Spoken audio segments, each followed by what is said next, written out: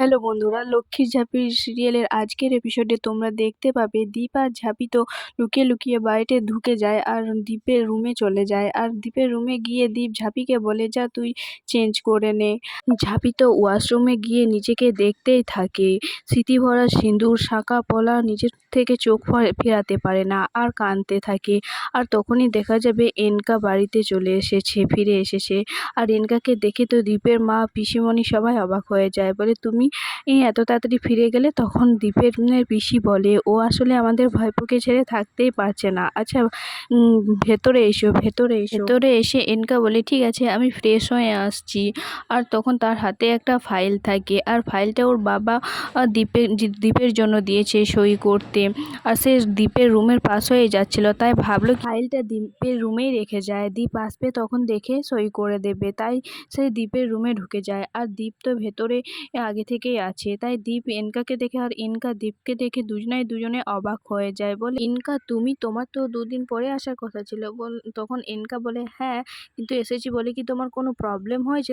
এমা না না, সে কেন হতে যাবে। তারপর দীপ মনে মনে বলে, এনকাকে এখান থেকে সরাতে হবে, না হলে তো ঝাঁপি ধরা পড়ে যাবে আর আমাদের সব সত্যটা জেনে যাবে।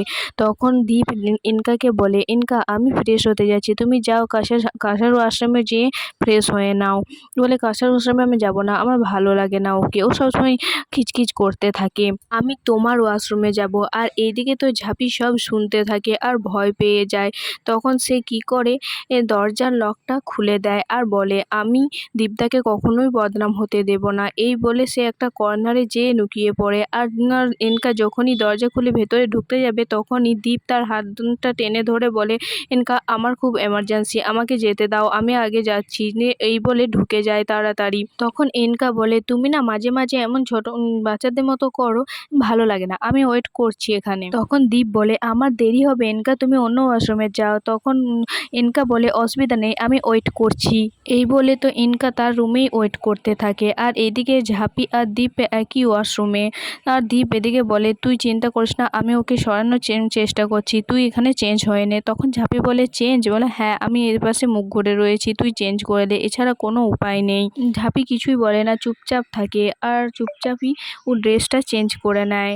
আর ড্রেস চেঞ্জ করা হয়ে গেলেও ওর চুড়িদারের চেনটা আর কোনো মতেই লাগাতে পারছিল না। তারপর দীপ যখন দেখে যে ও চেনটা লাগাতে পারছে না, তখন ঝাঁপিকে বলে, আমি লাগিয়ে দিই। তখন ঝাঁপি চুপচাপই থাকে আর দীপ লাগিয়ে দেয়। আর তখনই এনকা চিৎকার করে, আর কতক্ষণ দীপ, দূর, ভালো লাগে না। তখন দীপ বলে, তুমি কাসার বাথরুমে না গেলেও তুমি মায়ের বাথরুমে চলে যাও না। তখন ঠিক আছে, তাই যাচ্ছি। তখন দীপ বলে, এই মনে হয় বেরিয়েছে, আমি দেখছি, আমি তোকে বেরোতে বলবো, তখন তুই বেরোবি, ঠিক আছে? এই বলে দীপ বেরিয়ে দেখে সত্যি সত্যি চলে গেছে।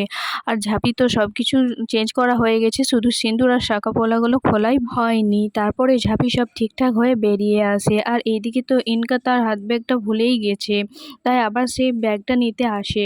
ইনকা যেই গেট খুলে ঢুকতে যাবে, তখনই গেট খুলে দীপ নিবে আর ইনকার মুখোমুখি হয়ে যায়। আর ঝাঁপি এটা দেখে তো লুকিয়ে পড়ে, ঝাঁপিকে ইনকা দেখেনি। আর ইনকাকে দেখে দীপ তো আবারও ঘাবড়ে যায়। আর ইনকা বলে, কি হলো দীপ? তখন দীপ বলে, না না, কিছু হয়নি, কিন্তু তুমি আবার? বলে, হ্যাঁ, আমি তো আমার ব্যাগটা নিতেই ভুলে গেছি।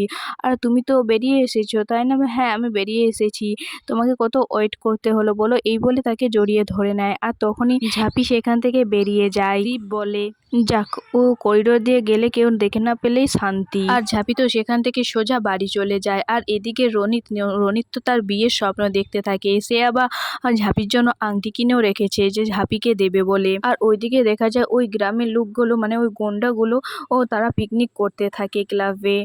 আর ক্লাবের হেড যে, সে বলতে থাকে যে ভালো করে শুকনো লঙ্কা দিবি, কিন্তু বেশ ঝাল ঝাল যেন মাংসটা হয়, এর সকল বলতে থাকে। আর তখনই রনিত তাদেরকে ফোন করে বলে, কালকের কাজটা সবকিছু রেডি আছে তো? তখন বলে, কালকের কাজ কি, আমরা তো করে ফেলা। শুনে তো রনিত অনেক অবাক হয়ে যায়।